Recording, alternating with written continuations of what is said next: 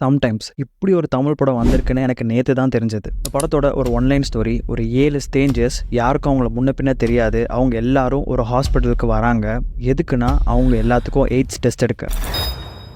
எதனால இவங்க எல்லாரும் இந்த ஹாஸ்பிட்டலுக்கு வந்து இந்த டெஸ்ட் எடுக்கிறாங்க, என்ன சிச்சுவேஷன் இவங்களை எடுக்க வச்சுன்னு சொல்லி ஒன்றா எக்ஸ்பிளைன் பண்ணியிருப்பாங்க. இதில் 2 ஸ்டோரி மட்டும் நான் சொல்கிறேன். ஃபர்ஸ்ட் ஸ்டோரி, ஒரு பொண்ணு ட்ரெயினில் போயிட்டு இருக்கப்போ ஒருத்தன் அவள்கிட்ட தப்பாக நடந்துக்கிறான். இதனால அவனுக்கு எதுவும் டிசீஸ் இருக்குமோ அது நமக்கு வந்துருச்சோன்னு சொல்லி டெஸ்ட் எடுக்க வரா. செகண்ட் ஸ்டோரி பார்க்கறதுக்கு முன்னாடி நம்ம சேனலுக்கு புதுசாக இருந்தால் சப்ஸ்கிரைப் பண்ணிக்கோங்க. செகண்ட் ஸ்டோரி, நம்ம பிரகாஷ் ராஜ் சார் ஆஃபீஸ் பார்ட்டியில் ஒரு தப்பு பண்ணிடுறாரு. இதனால இவருக்கு அந்த டிசீஸ் வந்திருக்குமோன்னு பயந்துட்டு டெஸ்ட் எடுக்க வந்திருக்காரு. இதே மாதிரி 7 பேத்துக்கும் ஒரு ஸ்டோரி இருக்கும். அது எல்லாமே படத்தில் ரிவீல் பண்ணியிருப்பாங்க. இந்த வீடியோவை மறக்காம சேவ் பண்ணி வச்சுக்கோங்க. இந்த படத்தோட ஒரு மெயின் பிளாட் என்னன்னா, யாருக்கு தான் கடைசியில் எய்ட்ஸ் வந்திருக்குன்றது தான் ஹோல் ஸ்டோரியே. நம்ம உண்மையாலுமே சொல்லணும்னா the most underrated film of Tamil cinema. Just ஒரு ரூம்ல நடக்கிற ஒரு டிராமா தான் இந்த ஹோல் படமே. மிஸ் பண்ணாம பாருங்க.